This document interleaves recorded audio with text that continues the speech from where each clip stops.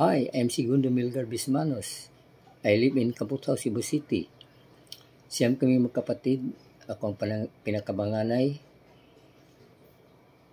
sa aming pamilya. Then, I'm a member of the Rescue Recon 1 Philippines Incorporation. Mag-volunteer kami tulad ng pagpamimigay ng mga relief goods sa Mountain Barangay. At saka mag-volunteer kami sa DSWD, mag-repack sa mga relief good. Then, my leisure time, mag-social media sa Facebook. Kasi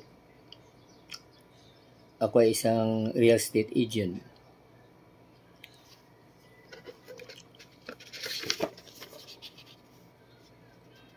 This image is a political cartoon likely referencing the 2016 US election and the role of media in that context.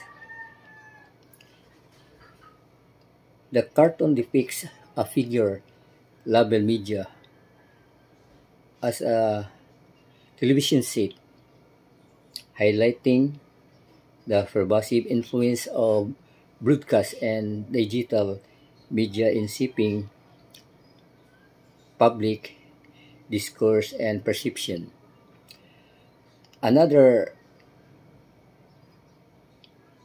figures holds a sign saying 2016 tactics, suggesting a focus on the strategies and approaches and during the 2016 election cycle. The overall message is likely critics or comments on the relationship